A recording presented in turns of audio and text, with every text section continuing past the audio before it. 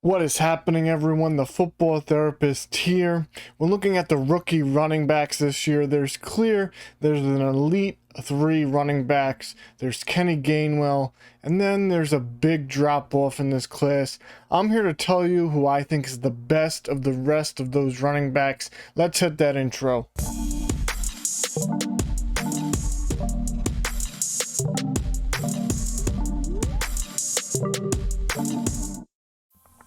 So guys, when we look at the 2021 running back class, it's not as deep as it was last year, and the overall talent isn't as strong as it was in 2020. I mean, we know we have Najee Harris, who's going to be the workhorse back.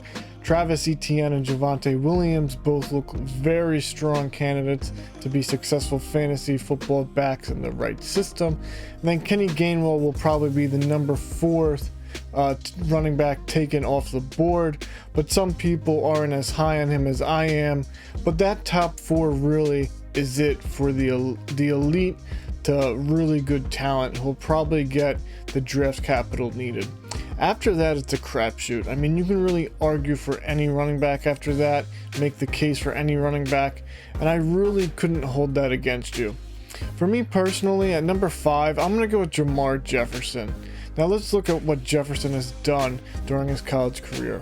Well, he's 21 going to the draft. He broke out as a freshman. Again, breakout age isn't really that important with running backs, but to see him be very successful in the Pac-12 conference as a freshman is something that, to me, needs to be looked at a little bit more and should give him a slight advantage over some of these other running backs who took longer to develop. He's 5'10", 217. He has a BMI of 31.1, which is in the 72nd percentile. He's not as big as you'd like to see for a workhorse type back, but he does have some beef to him.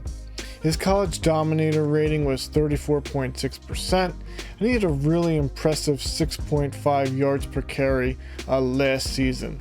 Last season, of course, the Pac-12, they had a little bit less games than some of the other conferences, but overall he did really well. He had 858 yards in those 6 games, which really, if you double the games, you double the yardage, that's a really impressive season.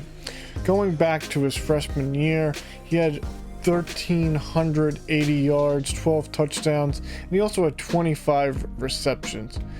During his sophomore campaign, he kind of had a down year due to some injuries.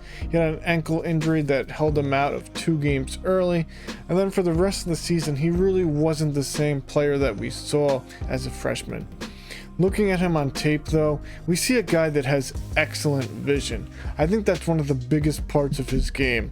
I also think that he's really dangerous after the catch. He's dangerous in the open field because he has really good body control and he's able to keep himself upright.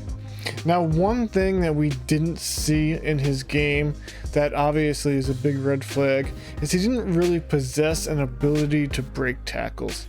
At the next level, it's important to be able to break those tackles to be able to gain extra yardage, because if you're met at the point of the attack and you can't break tackles, pretty much your ceiling is going to be limited. He's also not as athletic on tape as I thought that he would be, which is kind of alarming. Now again, I think that he could be a really good asset for your dynasty teams in the right situation. He's not going to be an every down back. He needs kind of a scheme fit where he could be utilizing his vision and his one cut technique to really thrive. But as a dart throw, I think that I would take him over some of the other guys based on what I've talked about in today's video. I think that if you're looking at him as a fantasy football player, he really only has a low-end RB2 upside in the right system. I expect him to be used in a committee if he gets the draft capital, but he's someone that I really like in that tier 2 group of guys where you can really just throw the darts. Now, if you're asking me if I would take him in the 2nd round of rookie drafts, probably not. I think more towards the beginning of the 3rd round I'd feel comfortable. I think the wide receivers in this draft class are more superior from an analytical perspective and probably should be taking a ton before these second tier running backs, but we'll see how the draft shapes up, and we'll get you our rankings very soon. Let me know what you think about Jermar Jefferson and the other running backs in this tier 2.